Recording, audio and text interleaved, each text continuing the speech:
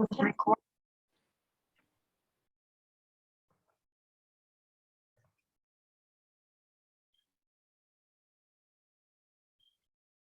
bismillahirrahmanirrahim.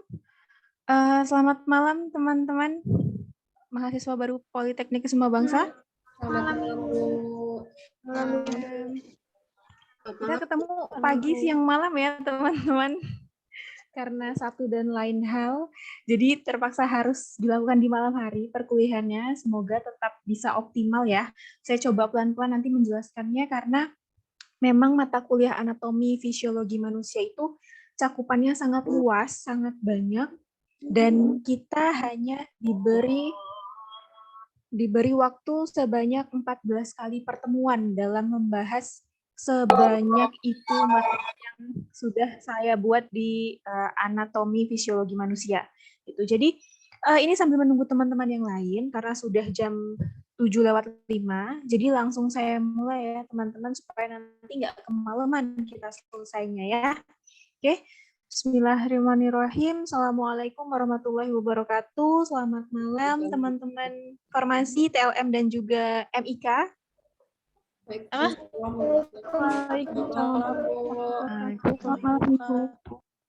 Oke, malam ini kita perkuliahan anatomi fisiologi untuk pertemuan kedua. Kita masuk ke topik pertama yang sudah saya jelaskan di awal pertemuan. Jadi topik pertama ini tentang komposisi dan komponen tubuh manusia. Sambil menunggu screen-nya tampil di layar teman-teman. Ini sambil saya nunggu. Kalau sudah muncul? Sudah, Bu. Sudah, Bu. Sudah muncul, teman-teman? Oke, kalau begitu. Ya, bismillah ya, kita mulai ya. Oke, jadi sebelum teman-teman semua membahas atau nantinya teman-teman mempelajari sistem dan fisiologi dari tubuh kita, jadi dari sistem pencernaan, kemudian respirasi, kardiovaskular, reproduksi, endokrin, dan segala macamnya itu, kita terlebih dahulu harus tahu dulu nih komposisi dan komponen tubuh manusia. Itu sebenarnya terdiri dari apa aja sih? Gitu. Kita mulai dari sini ya. Sebentar, saya mau cek chatnya ini kok ada 5. Oh, sedang di jalan. Yang sedang di jalan, hati-hati ya kalau misalnya bawa kendaraan, semoga bisa tetap optimal. Saya usahakan nanti kita nggak ada jam malam. Kalaupun jam malam mungkin itu hari Sabtu, supaya semuanya bisa di rumah bisa fokus gitu. Oke, saya mulai ya. Untuk yang pertama, jadi ketika kita membahas, sebentar ini kok slide saya lama. Oh ya, komposisi tubuh manusia. Kalau menurut WHO tahun 1995, ini sebenarnya sudah cukup lama sumbernya, tapi memang ini yang selalu digunakan di beberapa referensi dalam WHO. Gitu. Jadi ada komponen tubuh manusia itu sebenarnya terdiri atas beberapa level, atas beberapa komponen. Yang kita mulai dari yang terkecil dulu. Kalau yang terkecil itu ada atom. Jadi sebelum teman-teman kenal adanya organ hati, paru-paru, jantung, itu sebenarnya penyusun terkecilnya itu adalah atom. Gitu. Jadi nggak salah kalau ketika kita mengkaitkan ini dengan mata kuliah biokimia, karena ini kaitannya juga sangat erat dengan biokimia. Gitu ya. Jadi yang paling rendah, yang paling kecil, penyusunnya, komponen kita itu, komponen tubuh kita, itu adalah atom. Apa aja sih atomnya? Nah, itu sebenarnya banyak. Tapi yang paling banyak adalah oksigen, karbon, hidrogen. Ini adalah atom penyusun paling banyak yang menyusun tubuh kita. Komponen tubuh kita terdiri dari 3 atom ini. Paling banyak terdiri atas 3 atom ini. Kemudian kita naik ke level selanjutnya. Setelah level atom, kan sudah paling kecil tuh. Berarti ada lagi nih kakaknya. Kakaknya adalah level molekuler. Gitu. Jadi level molekul. Molekulnya apa saja? Ya, yang seperti yang sudah saya sampaikan saat kita berkuliah di biokimia. Jadi ada protein, protein itu ada asam amino, gitu. Kemudian ada lipid, lipid itu termasuk molekul juga. Kemudian ada air atau H2O, itu molekul penyusun tubuh kita. Kalian lihat di sini, Ini kotak air di sini ya, H2O ini atau water atau air, ini paling besar karena memang sebagian besar molekul penyusun tubuh kita, komponen tubuh kita itu terdiri atas air gitu. Lainnya baru ada lipid, protein atau nanti asam amino dipecah, kemudian ada karbohidrat. Karbohidrat nanti ada polisakarida, oligosakarida gitu, dipecah menjadi lebih kecil lagi yaitu monosakarida. Gitu ya. Dari level 2 kita naik ke level seluler atau sel. Jadi tadi dari level paling rendah atom. Kemudian yang agak besar lagi kakaknya itu molekul. Naik lagi sel atau seluler. Seluler ini ada intraseluler, ada ekstraseluler, kemudian ada yang solid, ada yang fluida, ada yang cairan. Dan paling banyak adalah massa sel. Gitu. Kemudian naik lagi gitu. Naik lagi ke sini. Di sini ada level 4 yaitu tissue system atau sistem jaringan. Jadi kan sel-sel itu nanti akan membentuk jaringan. Jadi sel-sel, misal kalau di tubuh kita, di tubuh manusia ya, karena ini kita belajar tentang anfis manusia, pada tubuh manusia. Jadi kalau misalnya kita ketemu ada yang namanya sel otot, berarti nanti kumpulan sel otot itu akan membentuk jaringan otot gitu. Sel-sel saraf nanti akan membentuk jaringan saraf gitu.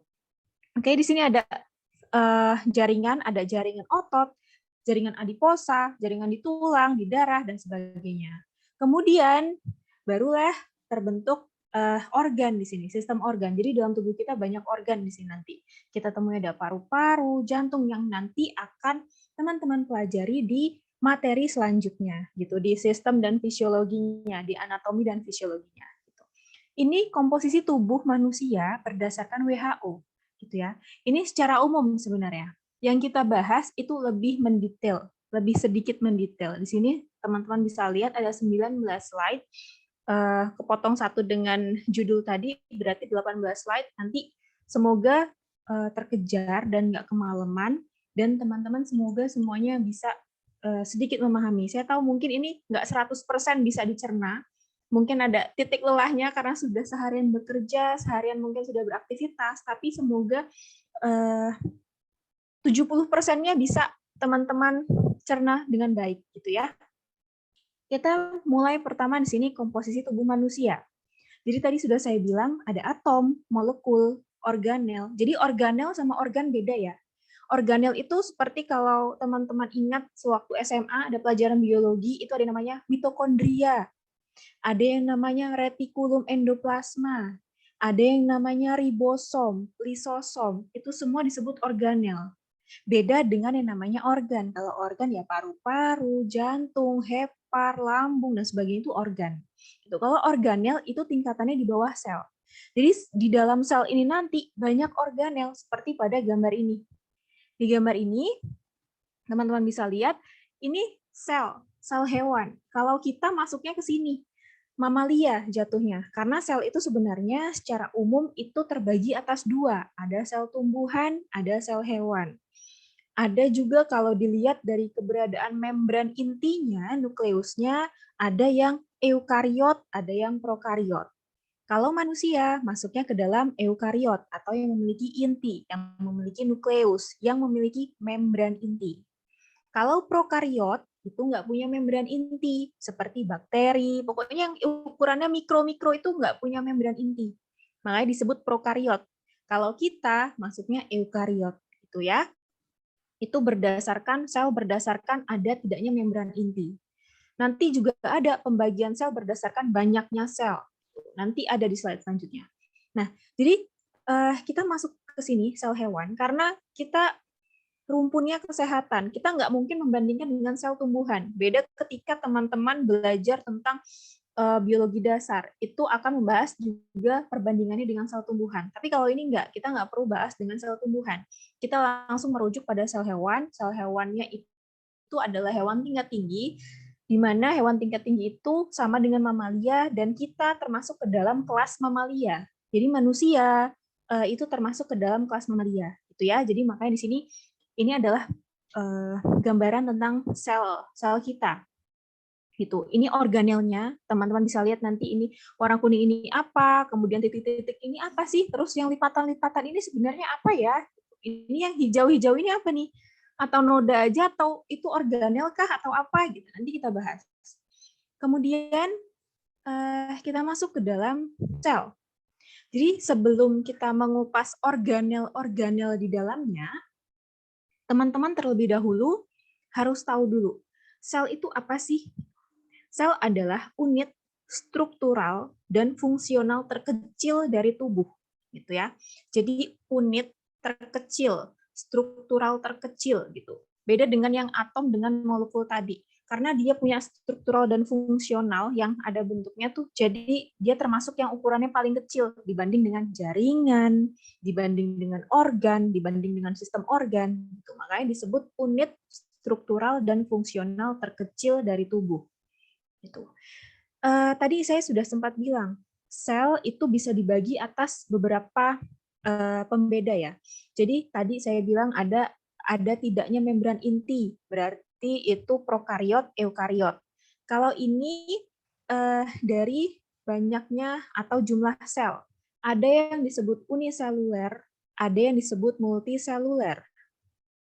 Kalau uniseluler itu cuma punya satu sel, namanya uni satu. Multi itu banyak. Berarti kita termasuk ke dalam multiseluler. Gitu ya. Kalau uniseluler itu seperti bakteri. Itu yang organisme prokariot. Yang nggak punya membran inti itu biasanya uniseluler. Sebenarnya nggak hanya bakteri, banyak hewan tingkat rendah itu juga termasuk ke dalam uniseluler. Protozoa juga ada yang termasuk uniseluler, tapi ada juga yang multiseluler. Gitu ya. Kemudian, sel itu sifatnya bisa memperbanyak diri. Jadi nggak cuma satu, tapi dia bisa bertambah jumlahnya, bisa memperbanyak diri. Gitu. Jadi bisa jadi jutaan, ratusan, triliun, bahkan. Gitu. Kemudian tubuh manusia itu mengandung sekitar 100 triliun sel. Ini baru kisaran ya. Jadi akan banyak lagi sel-sel di dalam tubuh kita sebenarnya. Bayangkan di dalam tubuh kita yang segini ternyata ada jutaan sel loh, ada ratusan juta sel di dalamnya yang menyusun gitu. Karena sel itu jangan dibayangkan hanya satu gitu. Jadi di setiap organ itu penyusunnya sel. Jantung itu ada selnya loh, ada yang menyusunnya. Paru-paru gitu, ada yang menyusunnya. Saraf itu pun ada selnya, ada intinya di situ, ada nukleusnya gitu. Jadi jangan dibayangkan satu di dalam tubuh kita. Itu tubuh kita tersusun dari banyak karena kan jaringannya banyak, organnya banyak, otomatis selnya juga jadi banyak yang menyusun.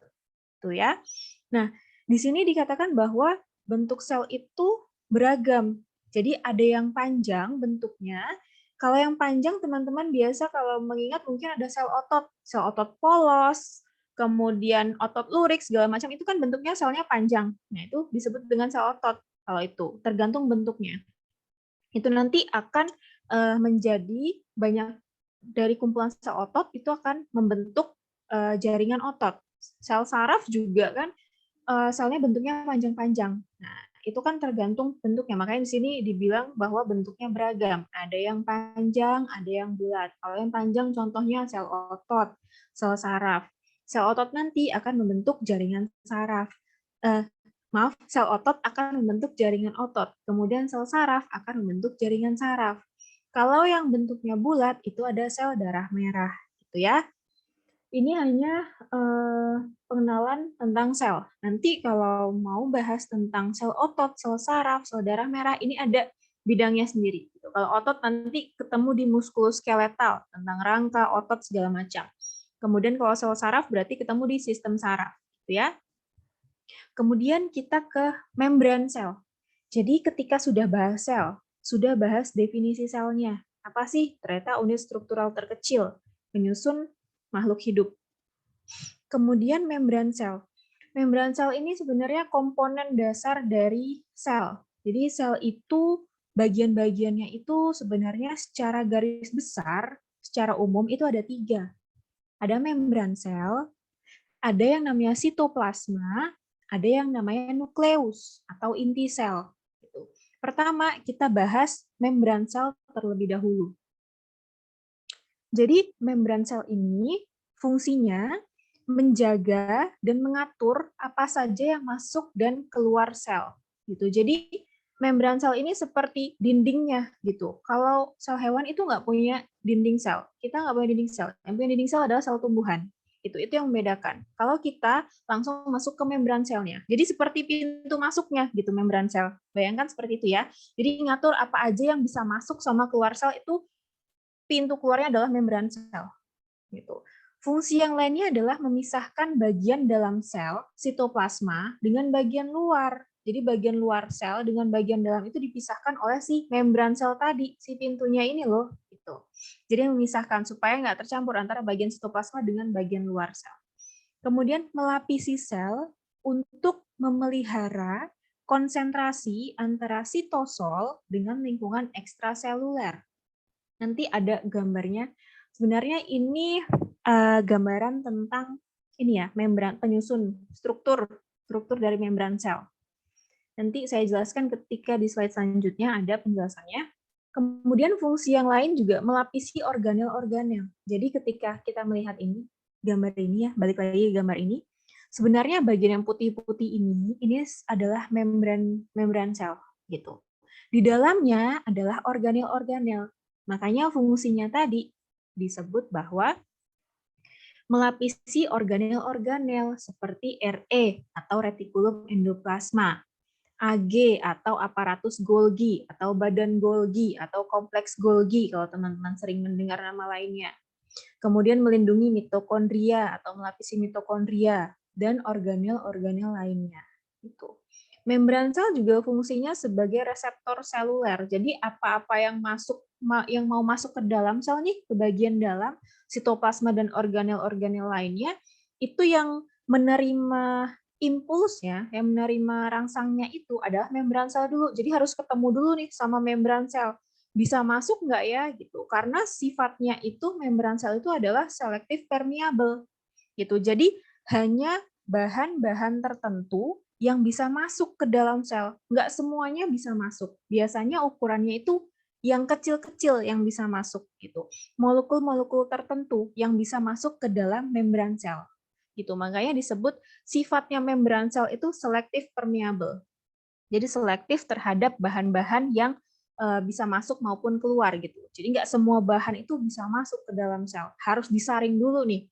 Harus lewat screening dulu nih sama si membran sel. Gitu. Jadi membran sel nanti yang men-screening semua yang bisa masuk ke dalam sel, dikasih izin masuk, oke masuk. Kalau enggak berarti nggak bisa masuk ke dalam sel. Gitu ya.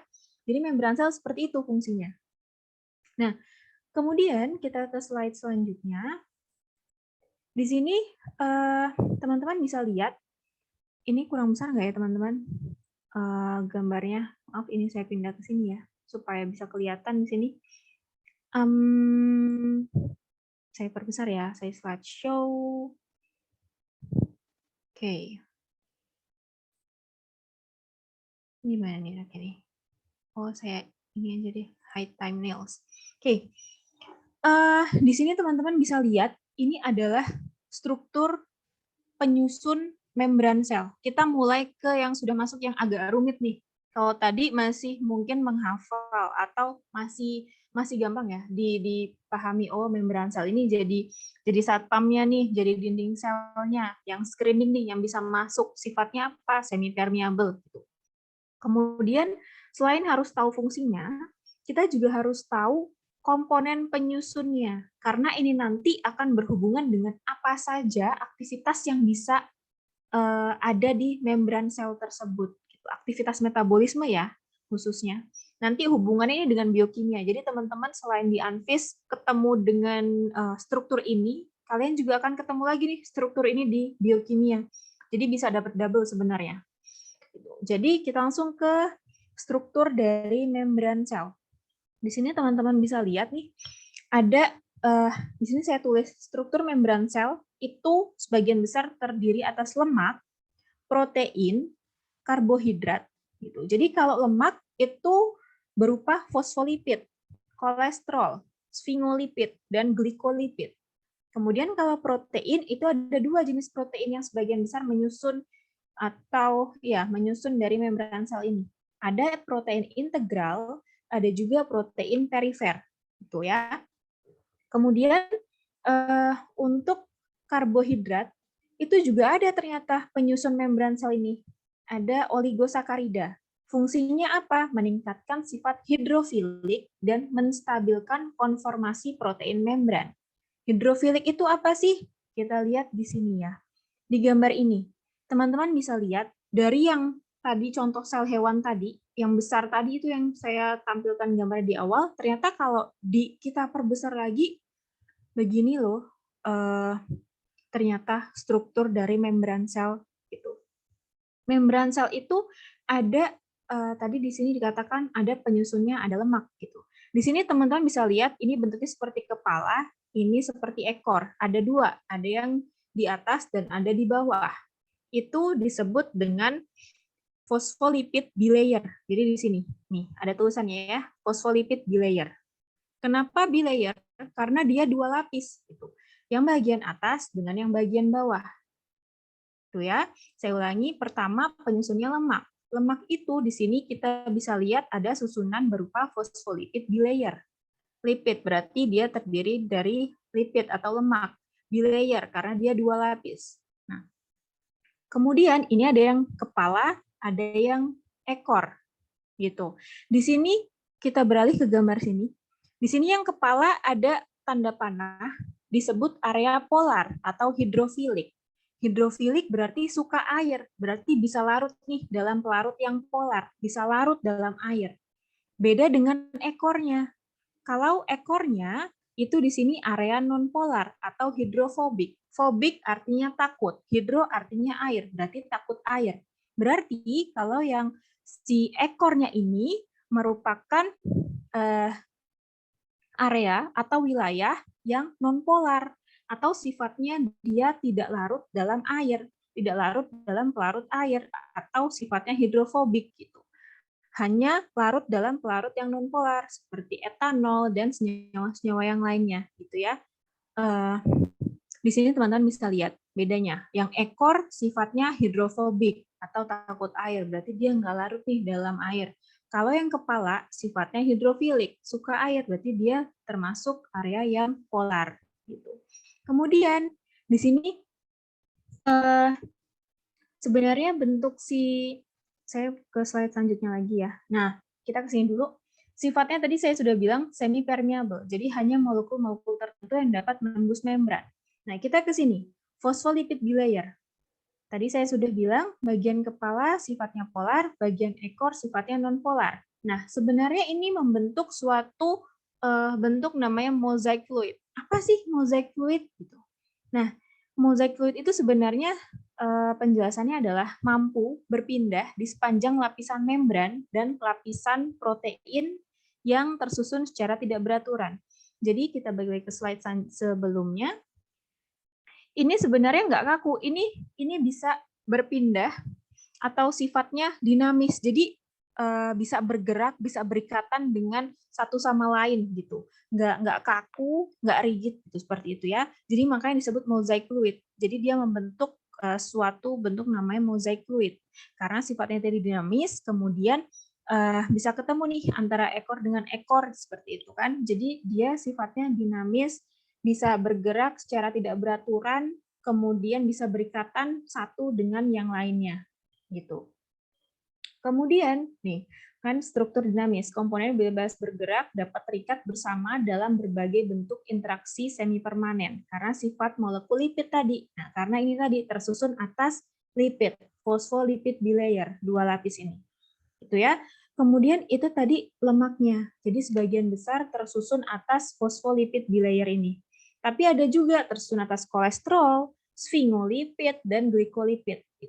Ini nanti dibahas lagi nih kalau akan dibahas lebih lanjut di bagian biokimia bagian lemak gitu. Kalau di sini kita cukup tahu dulu penyusunnya apa sih yang ada kepalanya ekornya. Oh, itu namanya ternyata phospholipid bilayer. Kenapa ya? Karena itu tersusun atas lipid tadi gitu. Kemudian, nah di sini tadi saya sudah menyebutkan sifatnya semi permeable, berarti hanya molekul-molekul tertentu yang bisa tentu loh gitu. Apa aja sebenarnya? Jadi di sini bisa lihat permeable masuk nih yang bisa menembus membran. Contohnya apa aja? Ada gas, dalam lipid seperti karbon dioksida, oksigen, nitrogen, kemudian etanol. Itu permeable terhadap membran gitu. Jadi bisa menembus membran. Ada yang nggak permeable, jadi nggak bisa menembus. Itu apa aja? Ternyata di sini ion klorid, kemudian HCO3, HPO4, kemudian molekul bermuatan seperti asam amino, ATP. ATP itu energi, nanti teman-teman bisa belajar juga di biokimia. Ada penghitungan ATP-nya, ada ADP-nya, nanti kita kenal istilah seperti itu. Kemudian ada asam nukleat. Itu asam nukleat itu penyusun informasi genetik ya, jadi DNA itu termasuk asam nukleat. Jadi ternyata nggak bisa masuk nih ke asam nukleat yang sudah bermuatan, itu nggak bisa masuk ke membran sel. Gitu. Kemudian ada yang sifatnya slight permeable atau agak permeable gitu ya, jadi masih bisa masuk gitu. Tapi kalau misalnya muatannya atau komposisinya itu nggak terlalu banyak gitu. Itu seperti urea dan juga ke sini. Nah, dari sini kita kan tadi sudah lihat penyusunnya. Penyusunnya itu ada sih dari lemak. Kita baru bahas yang lemak. Kemudian kita ke protein. Ada yang namanya di sini integral dan juga perifer gitu. Kalau protein integral, teman-teman bisa lihat di sini. Ini protein integral, kemudian kita cocokkan garisnya. Nah, di sini. Yang tegak seperti ini namanya protein integral. Gitu ya. Kemudian kalau protein perifer ini yang kecil ini di atas yang dekat kepala itu protein perifer. Bedanya apa sih? Nah, kalau protein integral dia tegak di sini nembuskan ke posisi ini, posisi struktur membrannya, makanya dia bisa dibilang protein yang bisa menembus membran gitu. Beda dengan perifer.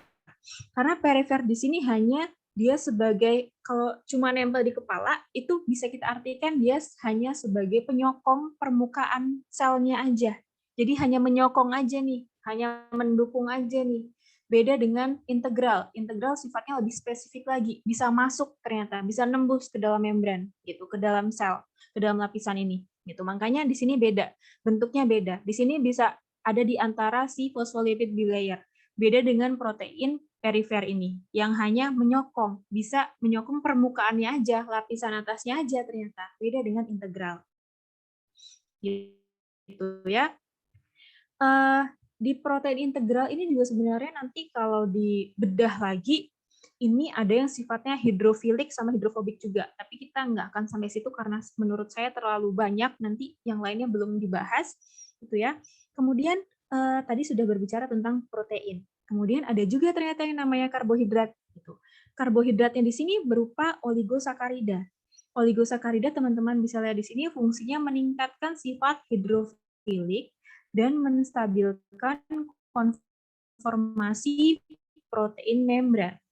Dan sel ini akan terikat. Jadi ini termasuk yang karbohidrat.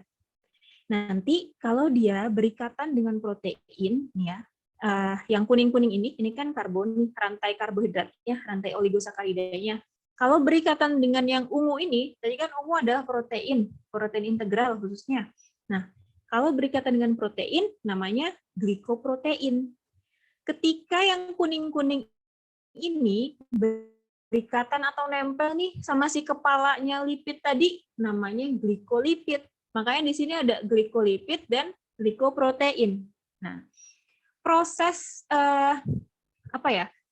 menyatunya antara si karbohidrat dengan si lipid ataupun si protein tadi, itu proses terikatnya dinamakan glikokalix. Nih, ada kan namanya glikokalix atau glikosilasi. Itu juga bisa sama namanya.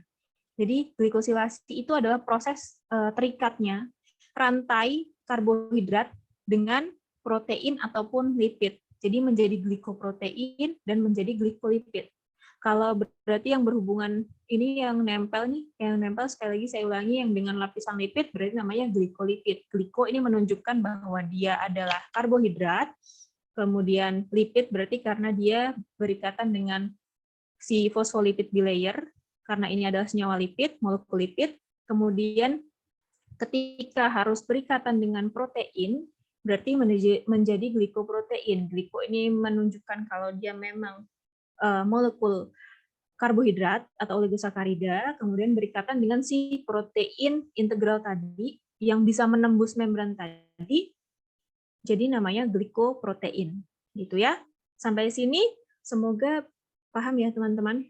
Jadi itu secara umum yang teman-teman harus pelajari tentang, yang harus diketahui tentang membran sel. Gitu. Ini juga tadi kita bahas tentang sifatnya permeable itu apa sih? Kemudian yang permeable itu senyawa apa saja sih? Molekul apa saja? Yang tidak permeable apa saja? Yang slight permeable itu apa saja? Tuh. Kemudian kita beralih ke sitoplasma. Kalau sitoplasma itu bagian sel yang terletak di antara nukleus dan membran plasma. Gitu. Jadi di antara si nukleus ini dengan membran sel ini. Membran sel sama ya dengan membran plasma. Jadi jangan bingung ketika ada yang menyebut membran sel, ada yang menyebut membran plasma. Beda dengan membran inti. Kalau membran inti letaknya di dekat inti sel ini, di dekat nukleus nih. Teman-teman bisa lihat ini membran inti. Beda dengan membran sel atau membran plasma. Nih, ini membran sel. Kalau sitoplasma itu cairannya, jadi dia lebih bentuknya seperti cairan. Jadi makanya di sini disebutkan bahwa bagian sel yang terletak di antara nukleus dengan membran plasma. Jadi merah-merah banyak ini, yang luas ini adalah sitoplasma. Di dalam sitoplasma banyak organel-organel yang tadi sudah saya sebutkan di awal. Ada retikulum endoplasma, kemudian ada mitokondria, kemudian ada badan Golgi. Ini retikulum endoplasma juga, dua ini bedanya apa? Ini retikulum endoplasma kasar, ini retikulum endoplasma halus. Gitu. Yang membedakan apa? Nanti kita bahas. Jadi sitoplasma itu lebih ke cairan, nanti isinya adalah ini, organel-organel yang punya fungsi spesifik. Gitu ya. Ini yang perlu diketahui tentang sitoplasma. Gitu. Kemudian nukleus. Jadi setelah kita bahas tentang sitoplasma, membran sel, karena tadi saya sudah mengatakan 3 komponen sel secara umum itu ada membran sel, kemudian ada sitoplasma, kemudian ada nukleus. Nanti lebih khususnya lagi dibahas organelnya satu persatu. Sebelumnya kita bahas dulu tentang nukleus. Jadi nukleus adalah struktur utama dalam sel. Jadi nukleus itu adalah inti sel. Jadi ada yang bilang inti sel, nukleus itu sama aja. Beda dengan nukleus. Kalau nukleus itu anak inti ya. Jadi inti itu sebenarnya ada anaknya lagi namanya nukleus. Tapi di sini karena itu terlalu spesifik, jadi yang umum aja kita bahas tentang nukleus. Adalah struktur utama dalam sel manusia. Fungsinya itu menyimpan informasi genetik yang menentukan karakteristik sel tubuh dan fungsi metabolik. Jadi semua informasi genetik, semua pewarisan sifat ya, pewarisan sifat dari sel induk kepada anakannya itu semua disimpan di nukleus ini, di inti sel ini. Jadi di sini nanti ada DNA. DNA itu yaitu yang menyimpan segala informasi genetik, itu yang membawa adalah DNA. Jadi semua tergabung atau bersatu di dalam nukleus. Semua disimpan di dalam nukleus. Bayangkan sekecil ini menyimpan ratusan informasi genetik. Jadi teman-teman yang sifatnya misalnya badannya tinggi, kemudian mungkin rambut lurus, hidung mancung, itu semua disimpan di nukleus. Jadi pewarisan sifat, hal-hal yang berhubungan dengan informasi genetik dan pewarisan sifat semua adanya di nukleus, gitu ya. Kemudian menjadi pusat pengaturan aktivitas sel. Jadi aktivitas di sini nih, di semua sel ini dari membran plasma, kemudian retikulum endoplasma, mitokondria, badan Golgi, semua pusat pengaturannya itu adalah nukleus. Jadi yang mengatur sebenarnya semuanya adalah nukleus, gitu ya. Jadi di sini dikatakan bahwa mengatur aktivitas sel. Itu selain menyimpan informasi genetik, juga mengatur aktivitas sel. Kemudian setiap sel itu punya paling sedikit satu nukleus. Gitu. Ini biasanya di organisme tingkat rendah itu biasanya punya paling sedikit satu nukleus. Kalau kita pasti banyak, gitu ya, karena di setiap sel kita punya nukleus. Kemudian dilapisi oleh lapisan ganda membran nukleat yang memisahkan sitoplasma dari nukleoplasma. Jadi di dalam nukleoplasma itu ada membran dalam dan membran luar. Teman-teman bisa lihat di sini gambarnya ada membran dalam, ada membran luar. Di sini nukleoplasma, jadi memisahkan antara sitoplasma dari nukleoplasma. Melakukan berbagai transportasi yang penting dalam proses sintesis protein. Lagi-lagi, ini kaitannya sangat erat dengan teman-teman kalau bahas tentang biokimia. Karena di biokimia nanti ada yang namanya sintesis protein atau pembuatan protein. Protein di tubuh itu gimana sih buatnya? Kan nggak langsung ada seperti itu. Perlu dibuat dulu nih. Dari apa? Dari asam-asam amino. Asam amino itu asalnya dari mana? Nanti lewat proses translasi, transkripsi, replikasi itu dari DNA, RNA gitu. Jadi sangat berhubungan dengan DNA yang ada di nukleus. Makanya di sini melakukan berbagai transportasi penting dalam proses sintesis protein, dalam proses pembuatan protein, itu nanti hubungannya dengan nukleus, dengan DNA, dengan RNA. Kemudian bagian membran luarnya itu berhubungan dengan retikulum. Teman-teman lihat di sini, ini sebenarnya yang titik-titik ini warna kuning, titik-titik ini ada bintik-bintiknya, ini adalah retikulum endoplasma kasar. Tadi sudah saya sebutkan sedikit atau saya singgung sedikit bahwa retikulum endoplasma itu sebenarnya ada dua. Ada yang RE halus, ada yang RE kasar. Kalau RE kasar itu letaknya di yang melapisi bagian luar si nukleus atau inti sel. Jadi bedanya tuh ini. RE halus di sini nggak ada titik-titik ini, bintik-bintik ini. Bintik-bintik ini apa sebenarnya? Ini adalah ribosom, gitu ya. Jadi kalau RE kasar untuk membedakannya dengan RE halus selain tempatnya nih areanya, kalau RE kasar itu ada di lapisan luarnya atau membran luarnya itu berhubungan, membran luar nukleus berhubungan dengan RE kasar atau RE yang ada bintik-bintiknya. Bintik-bintiknya apa? Ribosom. Jadi membedakannya seperti itu. Kalau RE halus itu nggak ada ribosomnya. Kalau RE kasar itu ada ribosomnya. Mana sih ribosomnya? Bintik-bintik ini. Sekali lagi ya. Jadi bintik-bintik ini adalah ribosom. Ribosom ini kalau dikupas lagi ada lagi isinya sebenarnya. Nanti kita bahas ya di slide selanjutnya. Gitu. Jadi nukleus tadi membran luarnya berhubungan dengan RE kasar. Kemudian DNA yang ada di nukleus tadi, di inti sel, itu bertanggung jawab untuk menyediakan sel dengan karakteristik unik, dikendalikan oleh gen. Jadi ketika banyak kan teman-teman yang menyebut, oh gennya bagus nih, seperti gennya kayak ibunya nih, kayak ayahnya gitu. Itu adalah sebenarnya sekuen DNA. Kalau teman-teman menyebut gen itu berupa sekuen DNA. Jadi potongan-potongan DNA yang kemudian diterjemahkan jadi asam amino dalam sintesis protein. Kok bisa ya Bu, kayak gini ternyata gen itu ada hubungannya dengan protein? Ada, nanti teman-teman pelajari di biokimia, di bagian protein dan sintesis protein. Itu ya. Sebentar ya teman-teman, saya mau lihat chat dulu. Oke, saya kira suara saya nggak terdengar. Kalau misalnya suara saya kurang jelas atau volumenya kurang tinggi atau kurang keras atau kurang kuat atau misalnya suara saya putus-putus, silahkan mikrofonnya diaktifkan salah satu untuk bilang ke saya ya, karena di sini kan saya thumbnails-nya saya off-kan, jadi saya nggak kelihatan siapa yang raise hand, gitu ya. Langsung aja instruksi nggak apa-apa. Kemudian ini kita bahas tentang nukleus tadi. Jadi nukleus itu dilapisi ada membran luar, ada membran dalam. Membran luarnya berhubungan langsung dengan organel, namanya retikulum endoplasma. Nah, retikulum endoplasmanya ini ternyata yang bagian yang RE kasar. Apa tandanya? Yaitu dia ada si ribosomnya, ditempelin sama ribosomnya, berikatan dengan ribosom. Gitu. Titik-titik ini menandakan bahwa ini adalah ribosom. Itu ya. Kemudian kita ke slide selanjutnya. Mana nih? Kok nggak jalan? Sebentar ya, teman-teman.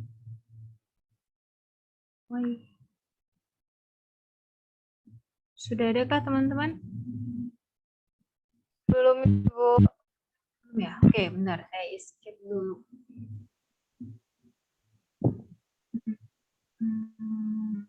Sebentar. Kok macet ya? Nah, oke. Kita ke RE. Tadi yang sudah saya sebutkan, retikulum endoplasma. Gitu.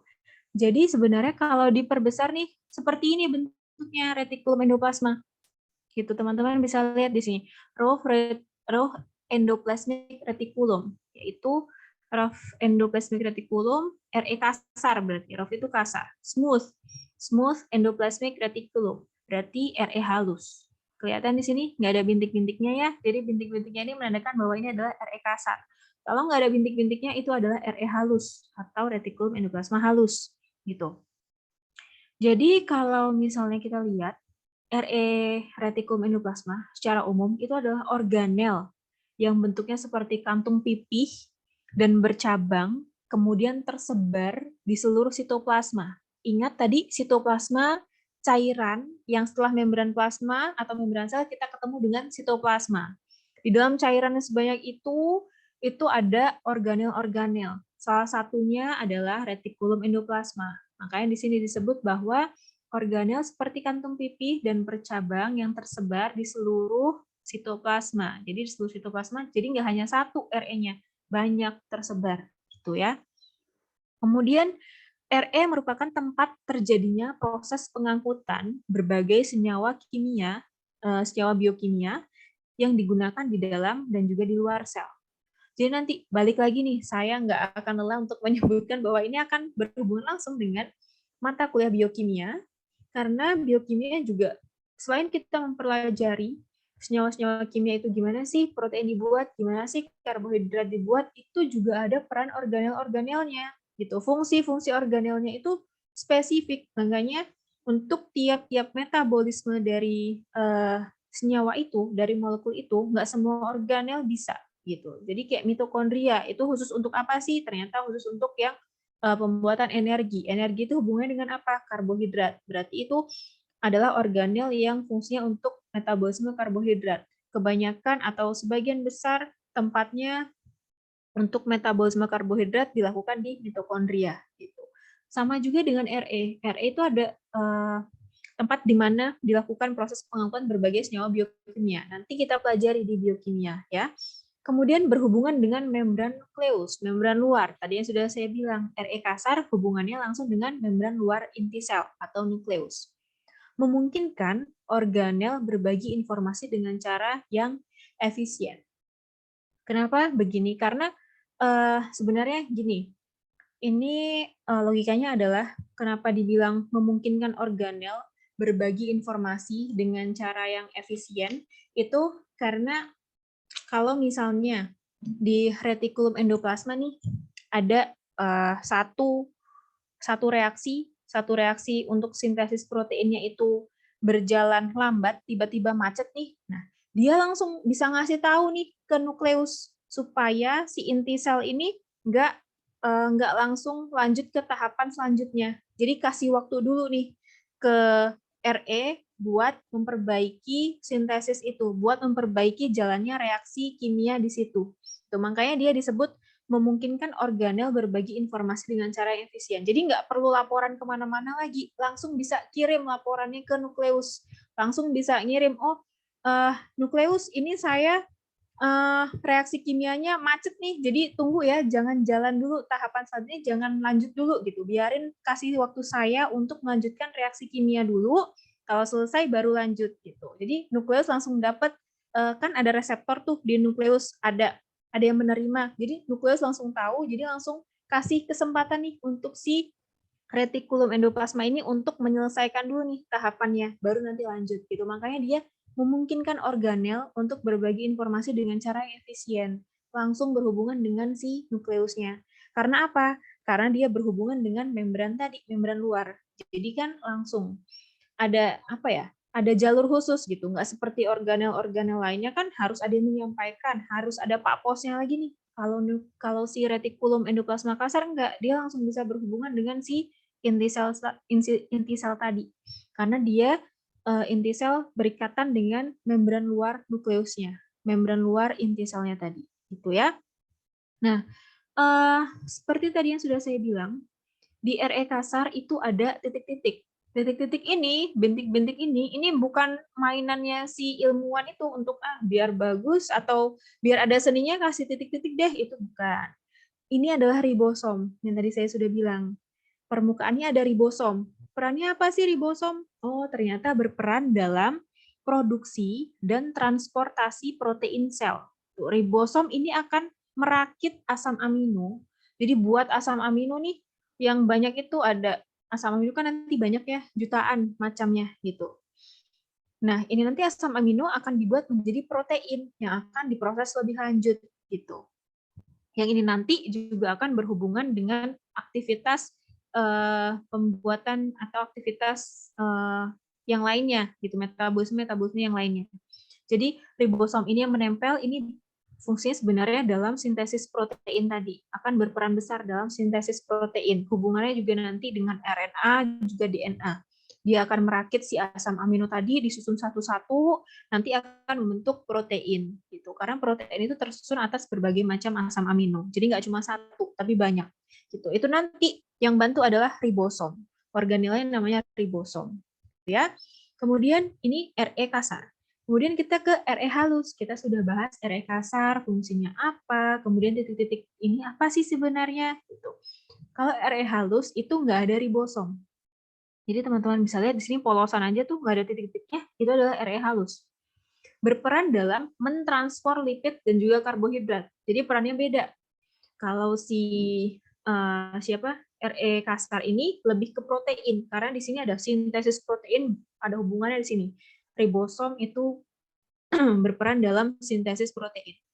Kalau RE halus berarti jatahnya untuk mentransfer lipid dan karbohidrat. Jadi molekul lainnya, lipid, karbohidrat, itu bagian RE halus nih buat ditransfer ke dalam maupun keluar sel, ke dalam maupun keluar membran. Kemudian berguna juga untuk penyimpanan kalsium, juga terlibat dalam metabolisme kalsium. Jadi nanti CA ini ada di sini, metabolisme kalsium ada di retikulum endoplasma halus. Gitu ya. Kemudian kita beralih ke badan Golgi atau aparatus Golgi. Teman-teman kalau waktu di IPA dulu sering dengar nama badan Golgi itu banyak namanya. Ada yang namanya diktiosom, ada yang namanya Golgisom, ada yang namanya badan Golgi, ada yang nyebutnya seperti itu. Ada yang menyebutnya lipokondria, ada yang menyebut idiosom, zat Golgi, kompleks Golgi, vesikula Golgi, aparatus Golgi, itu sama, organel yang sama. Namanya memang banyak sekali gitu. Namanya banyak tapi itu satu organel. Menyebutnya satu tujuan ya, yaitu ya ke badan Golgi nih, ke aparatus Golgi. Jadi terserah teman-teman mau menyebutnya apa. Boleh zat Golgi, kompleks Golgi, badan Golgi, aparatus Golgi, itu terserah. Yang penting yang dituju adalah organel ini. Yang seperti kantung banyak lipatan-lipatan ini adalah badan Golgi, gitu ya. Jadi badan Golgi merupakan organel berupa kantung pipih berbentuk cakram. Jadi bisa dilihat di sini kantung pipih kan, pipih-pipih nih ada banyak di sini berlipat-lipat seperti ini kantungnya. Kemudian berbentuk cakram yang bercabang yang dibangun oleh membran. Kemudian tiap kantung pipih disebut lamela atau sisterna. Jadi tiap si lipatan-lipatan ini, kantung pipihnya itu kan kantung, tapi dipipihin, makanya disebut kantung pipih. Nah, ini satu kantung pipihnya ini, tiap kantung pipihnya namanya sisterna atau lamela. Jadi ketika ada yang menyebutkan lamela, itu berarti sama dengan sisterna, boleh lamela, boleh sisterna. Itu adalah bagian dari aparatus Golgi, bagian dari badan Golgi. Bagian masing-masing kantungnya itu namanya sisterna ataupun lamela. Gitu ya. Jadi jangan bingung ketika ada yang menyebutkan lamela, ada yang menyebutkan sisterna. Gitu, itu sama. Kemudian tiap lamela ini ada ruang yang disebut lumen. Sebenarnya di dalam sini ada lagi, kalau kita kupas, kalau kita lihat secara mikroskopis di bawah mikroskopnya yang TEM ya, itu sebenarnya kalau dilihat lagi lebih dalam lagi itu ada yang namanya lumen. Lumen itu seperti ruang antar membran gitu ya. Tapi di sini saya tadi lupa untuk mencantumkan gambarnya untuk yang secara mikroskopis lagi untuk si badan Golgi ini. Jadi sebenarnya di lamela itu ada yang namanya ruang antar membran atau lumen. Gitu ya. Kemudian permukaan aparatus Golgi ini ada dua macam. Ada yang namanya cis, ada yang namanya trans. Kalau cis itu adalah permukaan aparatus Golgi yang terorientasi ke arah retikulum endoplasma. Kalau cheese itu nanti yang menghadap, maksudnya yang terorientasi itu yang menghadap ke retikulum endoplasma, itu namanya cheese. Atau ya nanti fungsinya adalah menerima protein yang tidak termodifikasi. Nanti teman-teman ketemu lagi bagian ini di biokimia gitu. Jadi kalau cheese itu penerima atau permukaan cheese, permukaan penerima, jadi dia menerima protein yang sifatnya itu belum dimodifikasi atau tidak dimodifikasi. Kalau yang sudah dimodifikasi itu yang namanya permukaan trans gitu. Jadi trans ini menerima protein yang sudah dimodifikasi atau protein yang sudah matang. Itu masuknya adalah permukaan trans. Yang menerima adalah permukaan trans. Kalau cheese itu yang mentah, yang mentahan, protein mentahan itu permukaan cheese. Kalau protein yang matang itu permukaan trans, gitu ya. Sebentar ada chat satu lagi saya mau lihat off cam. Oke. Kemudian fungsinya apa sih fungsi si badan Golgi ini? Ternyata fungsinya adalah berperan dalam sekresi sel. Jadi sekresi itu seperti tahap apa ya? Pengeluaran gitu ya, pengeluaran sel. Ini ada tahap sintesis, segregasi, transport intraseluler, konsentrasi, penyimpanan, dan juga pengeluaran. Jadi selama sekresi, ini juga terjadi aliran materi dari retikulum endoplasma ke aparatus Golgi. Nanti kita bahas lebih dalam lagi di biokimia lagi. Jadi mungkin teman-teman akan bosan dengan mendengar kata-kata biokimia karena tadi ini sangat-sangat berhubungan dengan biokimia ya, teman-teman. Ini mengawal biokimia, mungkin ini nanti akan dibahas dengan Ibu Anissa untuk minggu ini. Biokimia bahas hal ini lagi, sama sepertinya, hampir sama cakupannya, penjelasannya gitu. Jadi berarti akan lebih kuat lagi ya pemahaman teman-teman tentang komponen penyusun tubuh manusia gitu. Jadi kalau misalnya ada yang nggak jelas saat saya menjelaskan, bisa ditanyakan ketika bertemu dengan Ibu Anissa, itu bisa. Jadi bisa saling compare dan saling menambahkan gitu ya. Kemudian si aparatus Golgi ini juga ternyata menjadi tempat terjadinya glikosilasi yang tadi ketika tadi ingat di membran plasma yang karbohidrat tadi yang rantai kuning-kuning tadi itu berikatan atau nempel sama si kepala polar yang kita sebut dengan glikolipid, kemudian berikatan dengan si protein integral, itu kita sebut dengan glikoprotein, ternyata di aparatus Golgi itu bisa terjadi glikosilasi juga gitu. Jadi penambahan gugus gula pada protein dan lipid menjadi glikoprotein dan juga glikolipid. Jadi ternyata di aparatus Golgi itu juga bisa terjadi glikosilasi. Gitu ya. Kemudian kita ke, sebentar ya teman-teman, macet lagi.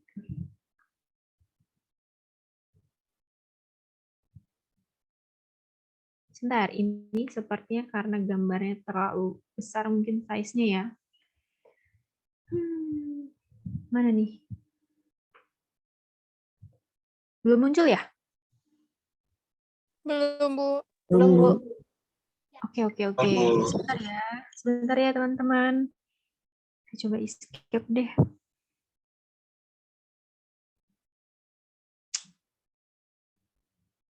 Bentar ya.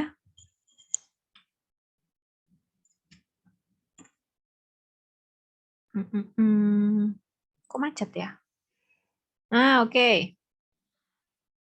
Ini tadi penjelasan lebih lanjut tentang kalau misalnya teman-teman butuh gambar yang lebih spesifik lagi tentang badan Golgi, aparatus Golgi. Ini ada satu juga gambar menjelaskan tentang sisi trans dan juga cheese-nya. Tadi yang sudah saya bilang ada permukaan cheese, ada permukaan trans gitu. Jadi di sini bisa dilihat. Kemudian badan Golgi juga nanti membentuk vesikel-vesikel atau kantung. Ini ada fungsinya sendiri, bergerak, ada prosesnya di sini. Teman-teman nanti bisa pahami sendiri, bisa baca banyak sumbernya. Ini hanya tambahan saja untuk menambahkan tentang aparatus Golgi atau badan Golgi. Di sini teman-teman bisa lihat ini sisternanya atau lamelanya. Kemudian ini tadi yang saya sebut dengan yang protein yang matang tadi, ternyata prosesnya seperti ini loh gitu. Jadi kapan dia diterima sama cheese, kapan dia saat diterima oleh sisi trans gitu ya. Kemudian kita ke lisosom. Jadi sebelum bahas ribosom, ada yang namanya lisosom. Gitu. Jadi organel tuh banyak sebenarnya. Kalau teman-teman mau ngupas nih satu struktur sel hewan itu banyak sekali organelnya. Jadi tapi ini sebenarnya ada yang nggak saya cantumkan di sini karena memang itu mungkin bisa dipelajari sendiri, tapi yang ini perlu kita bahas gitu ya. Jadi kita sampai kepada lisosom. Lisosom itu sama bentuknya seperti kantung atau vesikel yang bentuknya agak bulat, dikelilingi membran tunggal yang digunakan sel untuk mencerna makromolekul atau seperti protein, lipid, karbohidrat itu termasuk senyawa makromolekul yang dibutuhkan secara besar ya, makro besar berarti molekul yang dibutuhkan secara besar jumlahnya besar, beda dengan mikromolekul itu oleh tubuh kita gitu. Jadi si lisosom ini saya ulangi berupa kantung atau vesikel yang bentuknya agak bulat, dikelilingi membran tunggal yang digunakan sel untuk mencerna makromolekul. Itu. Ini gambar lisosom nih kalau kita lihat di bawah mikroskop di yang sel segini nih, sel hewan tadi yang kita sudah lihat di awal, ternyata kalau dilihat di mikroskop khusus lisosomnya saja seperti ini. Gitu. Ini adalah gambar lisosom juga, tapi untuk ada kegiatan juga di lisosom ini, ada aktivitasnya, ada endositosis, fagositosis, autofag, itu nanti kita bahas sedikit gitu. Jadi lisosom ini juga ternyata ada beberapa enzim di dalamnya. Ingat, enzim fungsinya untuk apa? Untuk mempercepat reaksi, untuk mengkatalisis suatu reaksi kimia, supaya reaksi kimia bisa berjalan lebih cepat. Itu perlu enzim. Itu yang namanya enzim itu biasanya ada ase-asenya belakangnya. Enzim protease, enzim amilase. Ketika menyebut amilase berarti oh itu enzim ternyata gitu. Jadi kata kunci kalau buat tahu enzim itu biasanya ada ase-asenya belakangnya, protease, amilase gitu. Kemudian selain berisi enzim, nah enzim ini dapat memecah polisakarida, lipid, fosfolipid, asam nukleat, dan juga protein.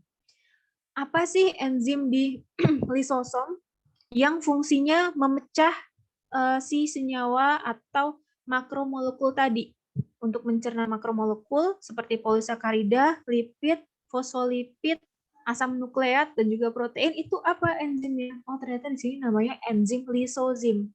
Jadi jangan kebalik antara lisosom dengan lisozim.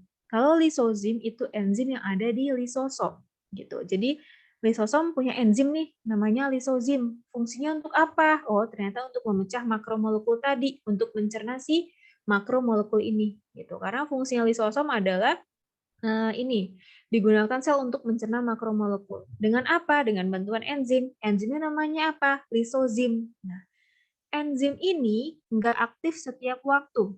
Jadi perlu aktif pada pH tertentu, biasanya asam gitu. Jadi ketika pH-nya itu basah, enzim lisozim tidak akan aktif.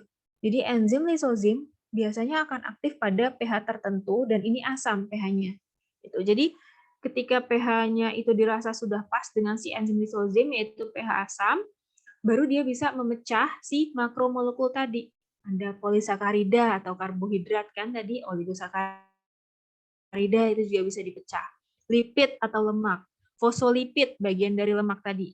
Kemudian asam nukleat dan juga protein. Protein ini adalah kumpulan dari asam amino tadi. Nah, ini lebih lanjut. Gimana sih untuk menyediakan pH asam bagi si enzim lisozim tadi? Tadi ingat di slide sebelumnya, kalau enzim lisozim akan aktif di pH tertentu dan itu biasanya asam pH-nya. Gimana caranya untuk menyediakan pH asam bagi si lisozim? Jadi si membran yang ada di lisosom ini ternyata punya pompa hidrogen, pompa ion H+ yang menggunakan energi dari hidrolisis ATP, dari pemecahan ATP. ATP ini adalah energi adenosin trifosfat. Nanti itu adalah bentuk energi, jadi ada ADP, ada ATP. Jadi nanti membran lisosom ini punya pompa nih, punya pompa ion H+ yang menggunakan pompanya ini dapat energinya dari ATP gitu. Kemudian ini nanti akan membuat si membran lisosom ini terglikolisasi. Ingat, apa tadi glikolisasi adalah proses ketika pengikatan si gugus gula tadi seperti glikolipid, glikoprotein itu contoh dari glikolisasi. Nah, ini si membran lisosom ini dengan menggunakan pompa ion H+ akan membuat membran lisosom bisa terglikolisasi menjadi LAM atau lysosomal associated membrane proteins. Nah, ini nanti berguna sebagai reseptor penerimaan kantong vesikel pada lisosom. Jadi gini caranya ternyata untuk membuat pH, menyediakan pH asam bagi si enzim lisozim. Jadi menggunakan pompa yang ada di membran lisosom tadi, menggunakan energinya dapat dari mana? Dari hidrolisis ATP. Jadi dia punya si pompa tadi, kemudian digunakan pompanya, kemudian nanti akan mengaktifkan si enzim tadi, akan menyediakan pH asam bagi si enzim lisozim, agar enzim lisozim bisa aktif, kemudian mencerna makromolekul seperti polisakarida, lipid, dan juga protein. Kemudian enzim lisozim ini merupakan protein. Jadi enzim, jangan lupa teman-teman, enzim itu merupakan bagian dari protein. Gitu. Jadi nanti ketika bahas protein, pasti teman-teman akan bahas enzim, akan bahas koenzim. Jadi jangan bingung ketika enzim itu apa sih? Ya enzim itu bagian dari protein. Gitu. Karena apa? Karena memang senyawanya nanti penyusun-penyusunnya adalah protein. Gitu. Jadi enzim lisozim merupakan protein yang diproduksi oleh ribosom dan kemudian masuk ke retikulum endoplasma, ke RE, kemudian masuk ke membran, kemudian dikeluarkan ke sitoplasma, dan menjadi lisosom. Jadi nggak langsung ada nih di lisosom enzimnya. Tadi kan di awal saya bilang kalau enzim lisozim ini ada di lisosom. Gimana kok tiba-tiba ada di lisosom? Oh, ternyata awalnya dari sini. Protein itu diproduksi dulu sama ribosom. Kalau ribosom udah produksi proteinnya, kemudian diantar nih masuk ke retikulum endoplasma. Retikulum endoplasma kasar ya, tadi yang ada ribosomnya, yang ditempelin sama ribosom, titik-titik tadi, itu masuk ke RE kasarnya. Kemudian setelah masuk ke RE kasar, masuk ke membran. Habis dari masuk ke membran, dia keluar, dikeluarin ke sitoplasma, jadi ke arah luar. Nah, itu jadi nanti jadi lisosom gitu ya. Nah, nanti ada si enzim lisozim. Gitu. Jadi gitu ceritanya. Kenapa tiba-tiba ada si lisozim? Aktifin lisozimnya itu gimana? Apakah lisozim itu bisa aktif setiap saat? Ternyata enggak. Ternyata harus aktif saat pH tertentu, yaitu pH asam. Tuh. Kemudian kita ke fungsi utama lisosom. Tadi saya sudah bilang ada aktivitas lisosom nih. Tadi ada endositosis, fagositosis, kemudian autofag. Apa sih endositosis? Endositosis adalah proses pemasukan makromolekul, jadi ada protein, lipid, karbohidrat, itu makromolekul, dari luar sel ke dalam sel. Jadi fungsi utama lisosom itu, mengatur masuknya si makromolekul dari luar sel ke dalam sel, itu ada proses namanya endositosis. Itu dilakukan oleh si lisosom. Gitu. Kemudian fagositosis. Fagositosis ini proses pemasukan partikel berukuran besar dan mikroorganisme. Jadi nggak hanya partikel yang berukuran besar, tapi mikroorganisme ke dalam sel. Kemudian dimasukkan ke dalam sel manusia. Ini biasanya makrofag. Kalau teman-teman ada yang proses yang ada sel kita itu tugasnya makan bakteri-bakteri yang jahat, itu kan namanya makrofag. Nah, ini adalah salah satu bentuk dari aktivitas fagositosis. Jadi makrofag ini. Nanti gunanya apa? Untuk membantu mempertahankan tubuh dengan merusak bakteri dan penyerang lainnya. Jadi ini merupakan contoh dari aktivitas fagositosis. Jadi diambil nih ke dalam sel, kalau dia jahat, dia diambil terus dihancurin sama si makrofag ini tadi, contoh dari fagositosis. Kemudian kalau autofagi adalah proses pembuangan dan degradasi bagian sel sendiri. Jadi ada bagian sel yang udah nggak berfungsi, nanti didegradasi, dihancurin, dibuang secara apa ya? Secara otomatis gitu. Jadi autofagi makanya namanya. Beda dengan fagositosis. Kalau autofagi itu kan kalau misalnya ada bagian sel yang udah nggak berfungsi, langsung otomatis didegradasi, dihancurkan, dibuang gitu. Kalau fagositosis kan dilihat dulu kalau dia misalnya sifat makrofag ya, makrofag ini dilihat dulu kalau dia sifatnya merusak atau menyerang berarti dia harus dimakan, harus dihabisin. Nah, gitu. Itu bedanya antara fagositosis dengan autofagi gitu.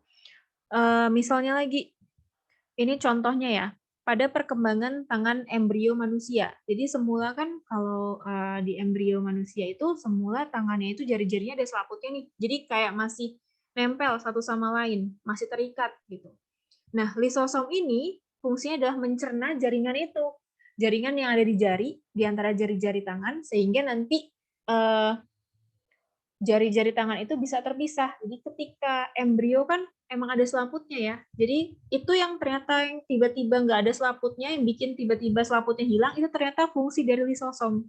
Gitu. Jadi mencerna jaringan-jaringan di antara jari-jari si embrio itu supaya nanti jarinya bisa terpisah. Jadi ternyata itu fungsi salah satu contoh fungsi dari si lisosom. Itu ya. Kemudian ke peroksisom. Jadi tadi ada lisosom. Sekarang kita beralih ke peroksisom. Peroksisom ini di sini juga cukup sedikit bahasnya tentang peroksisom, yaitu organel yang terbungkus membran tunggal yang mengandung 50 enzim. Jadi kurang lebih 50 enzim. Gak hanya 1-2 enzim aja, ternyata di organel sekecil ini banyak sekali enzimnya. Ada katalase, ada oksidase, dan enzim lainnya. Gitu ya. Katalase itu nanti jenisnya sendiri ya. Oksidase juga jenisnya sendiri. Ada hubungannya dengan proses oksidasi. Itu makanya disebut oksidase. Ada yang nanti reduktase, itu nanti berhubungan dengan fungsi reduksi. Gitu. Nanti ada bedanya. Kemudian peroksisom ini menggunakan oksigen dan H2O2 atau hidrogen peroksida. Jadi H2O2 itu hidrogen peroksida. Ini dikenal dengan zat yang berbahaya ya. Jadi sifatnya membahayakan sel. Ini untuk melakukan reaksi oksidatif. Jadi di sini enzim di peroksisom menggunakan oksigen untuk melepaskan atom hidrogen dari substrat organik, sehingga nanti menghasilkan si hidrogen peroksida. Nah, produk metabolisme sel yang sifatnya membahayakan sel seperti hidrogen peroksida nanti ini akan diproses dengan bantuan katalase, enzim katalase nanti mengkatalisis. Jadi H2O2 ini tadi yang sifatnya membahayakan ini tadi akan dirombak, dipecah lagi. Jadi senyawa H2O dan juga O2 menjadi air dan juga oksigen supaya dia sifatnya tidak membahayakan lagi, nggak membahayakan sel karena sebenarnya ini nanti menghasilkan H2O2 sebenarnya enzim dengan menggunakan oksigen untuk melepaskan atom hidrogen dari substrat organik ini akan menghasilkan hidrogen peroksida.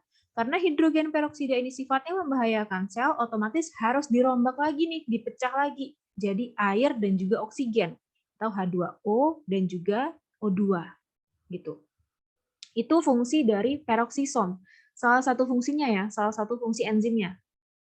Kemudian kita ke ribosom. Tadi sudah bahas tentang lisosom. Kemudian ada peroksisom. Kemudian sekarang ke ribosom.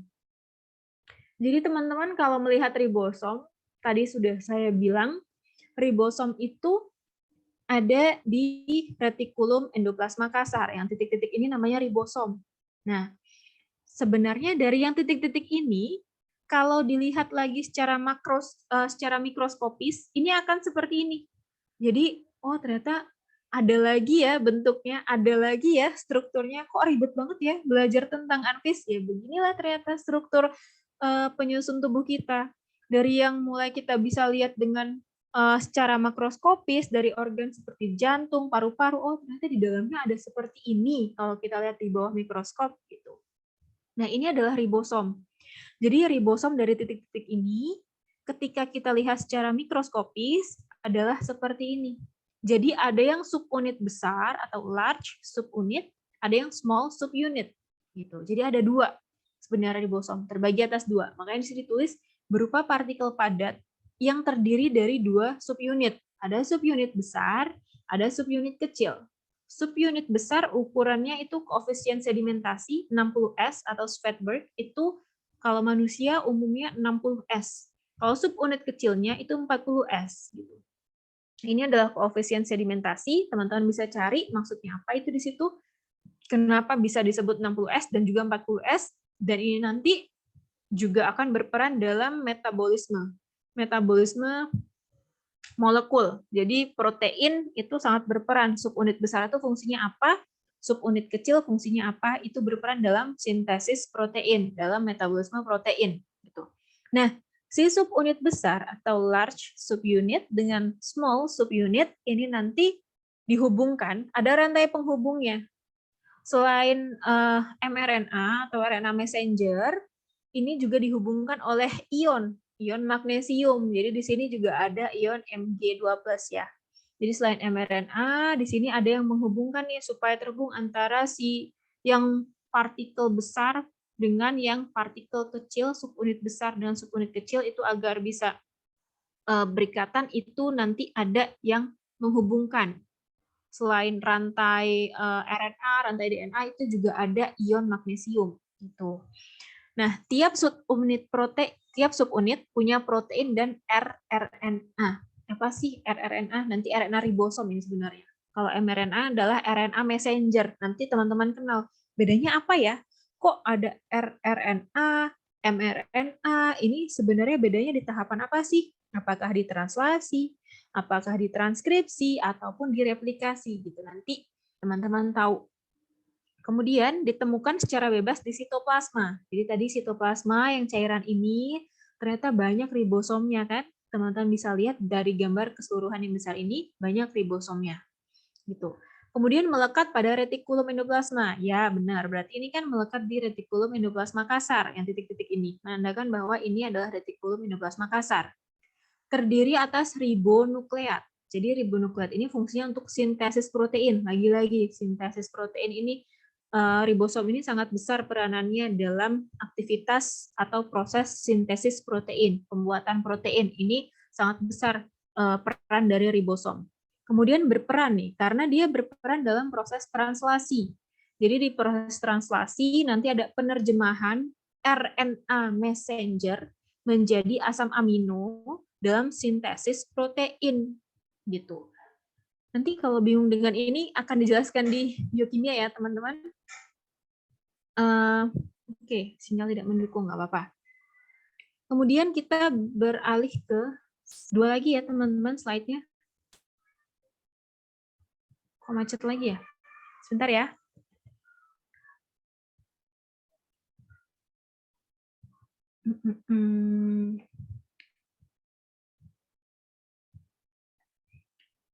Nah, mitokondria.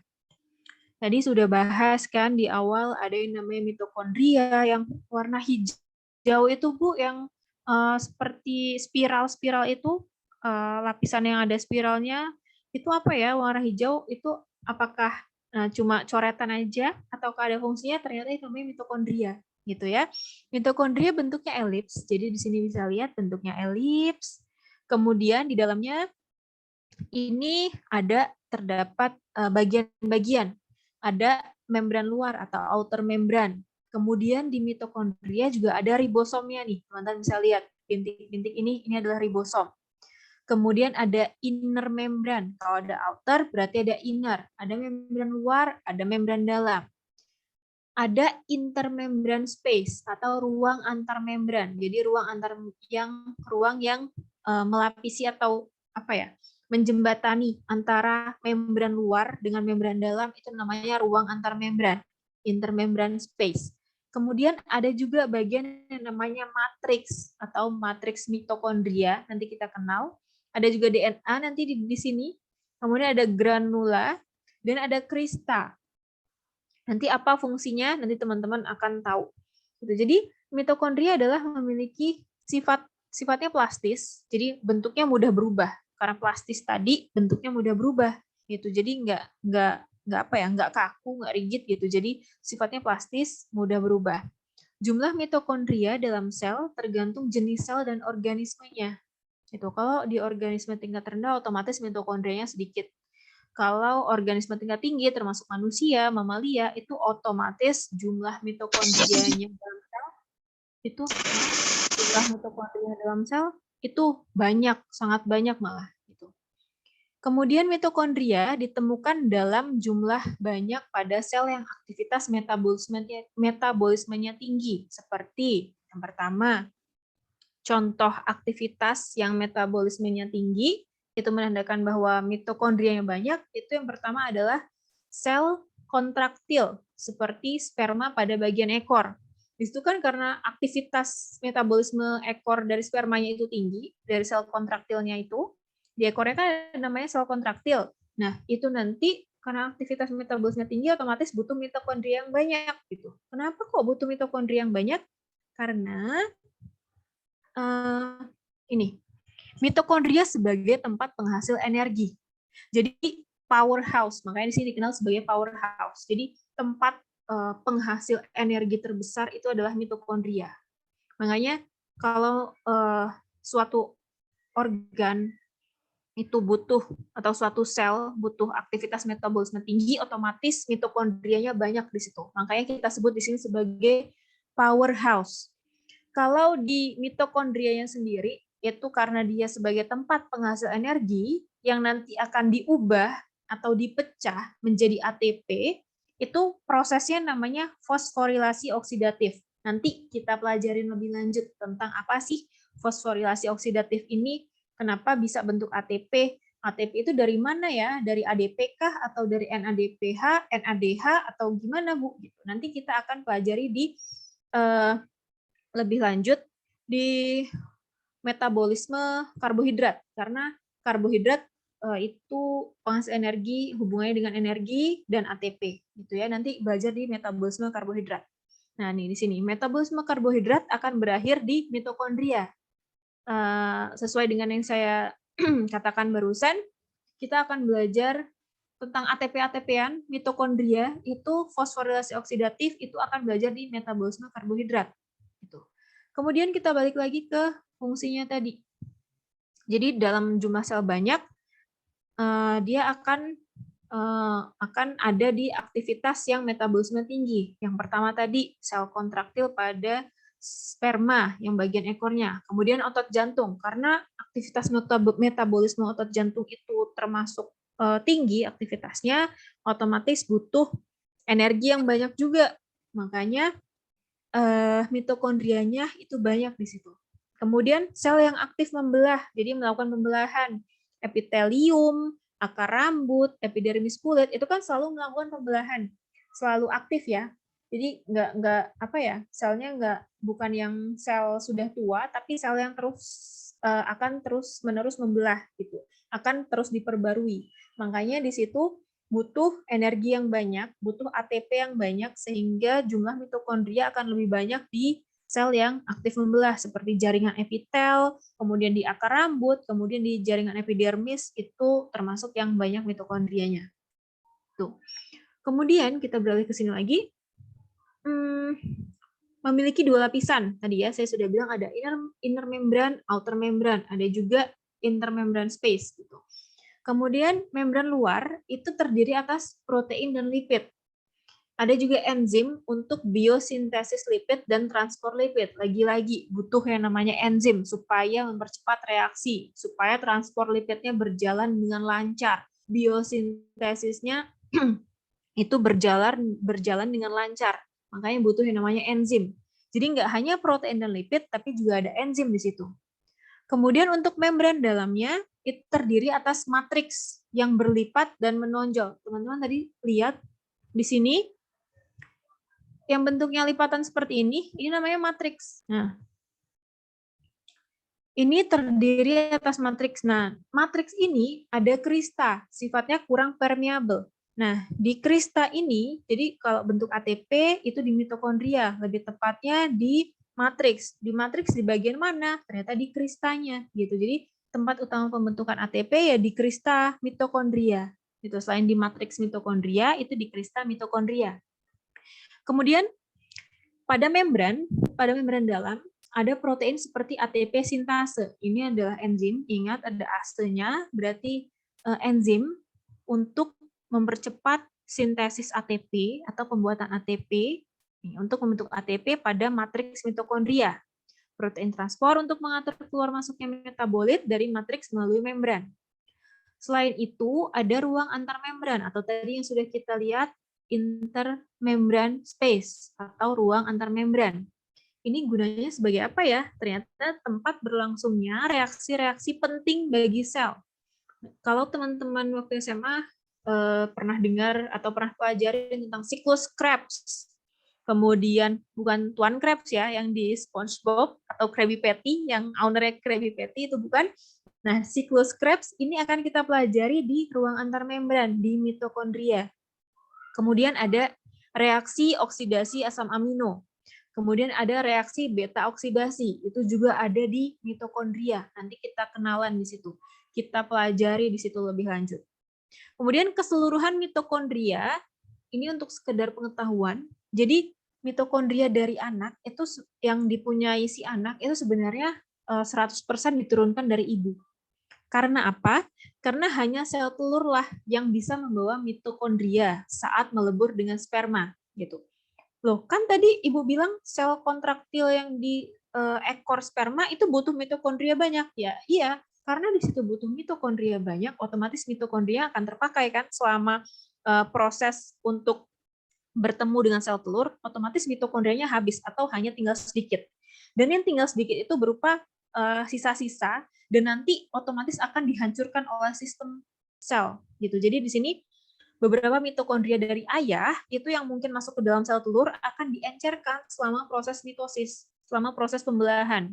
Jadi kalau kita mengenal proses pembelahan sel ada mitosis, meiosis gitu. Teman-teman ada mitosis, meiosis pasti lupa-lupa ingat mungkin nanti ada fase anafase, metafase, PMAT, profase, metafase, anafase, telofase. Itu nanti kita pelajarin di pembelahan sel.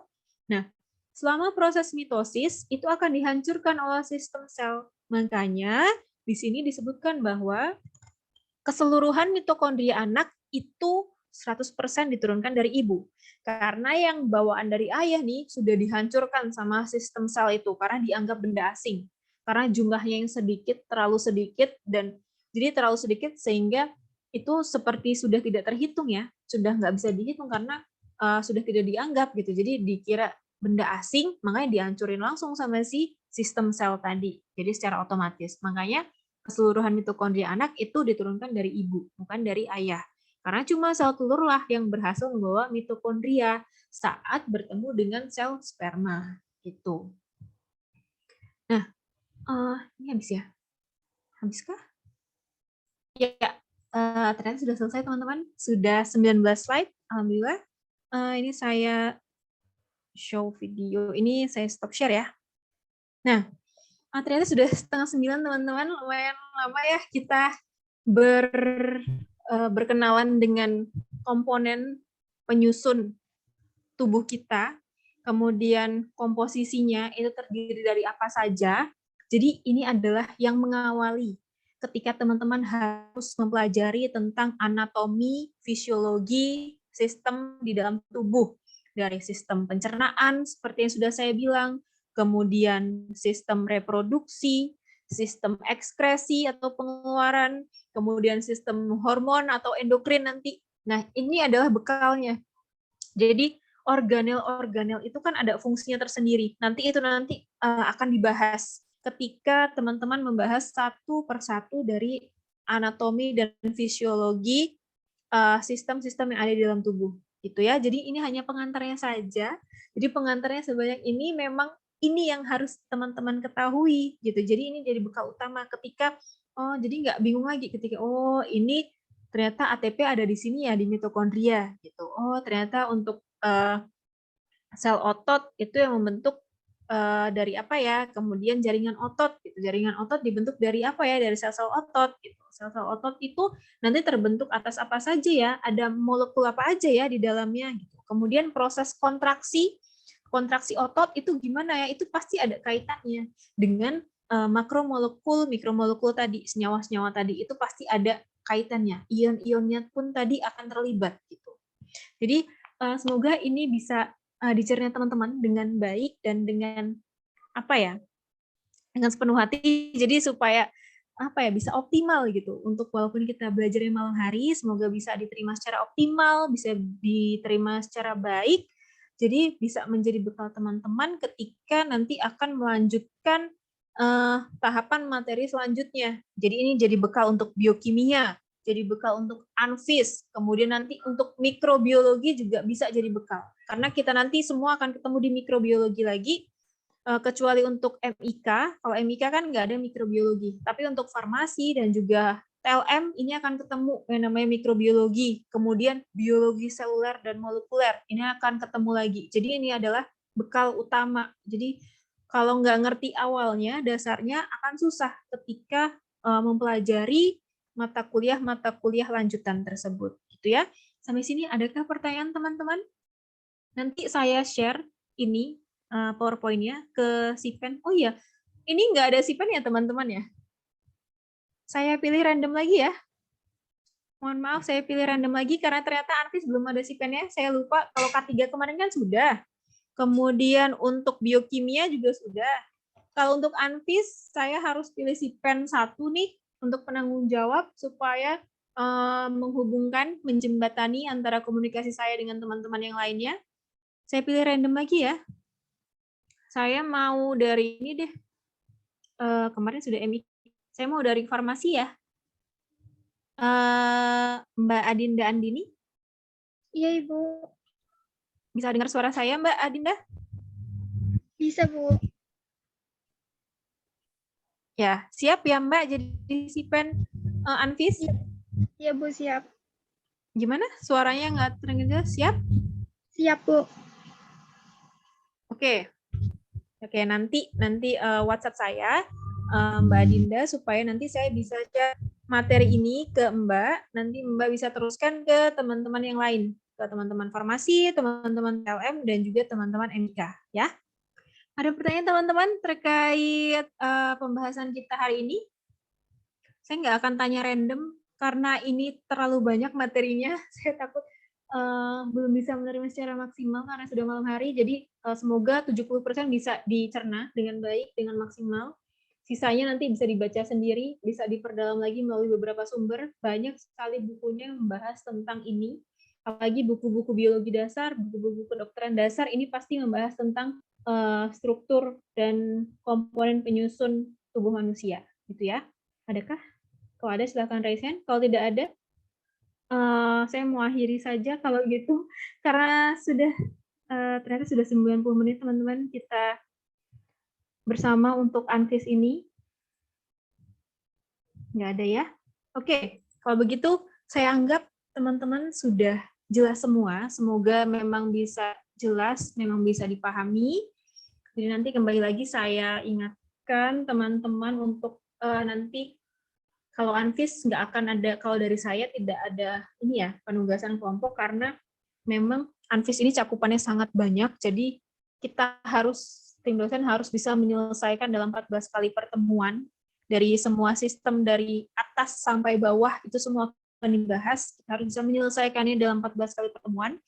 Jadi sulit kalau misalnya untuk memberi tugas, itu mungkin nanti penilaian individu mungkin dari pertanyaan atau nanti random question saja dari saya atau teman-teman ingin bertanya gitu ya. Nanti saya share materi ke Mbak Adinda dan kemudian jangan lupa untuk isi presensi ya teman-teman. Untuk yang presensi di akhir jangan lupa diisi. Sudah di-share Mbak Vira sepertinya. Ya, silahkan diisi absensi berikut. Jangan lupa diisi teman-teman. Oke, kalau begitu jangan lupa hari Sabtu ya. Praktikum biokimia jam 4:30 dengan saya. K3, sorry, K3. K3, karena kemarin kan praktikumnya saya undur. Saya pending. Jadi kita ketemu di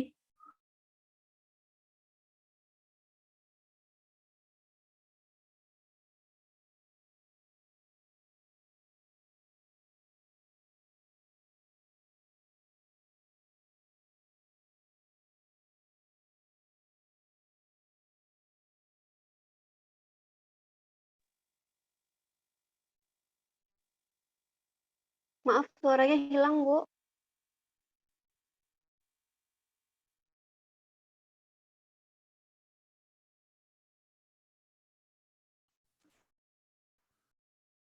Oke, maaf ya teman-teman terkendala sinyal.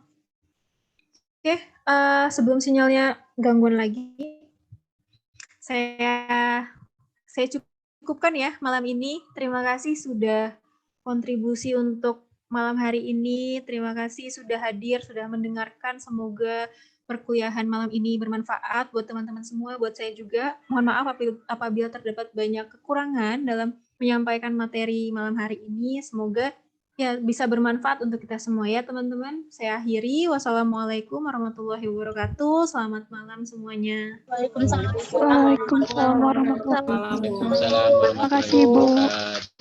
Selamat Terima malam, kasih, Bu. Bu. Oke teman-teman, terima kasih semuanya sudah hadir. Selamat Malam. malam. Saya izin live ya.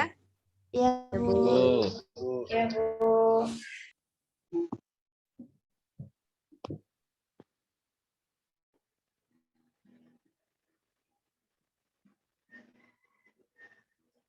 MIK jangan lupa tugas besok. Presentasi 2 kali.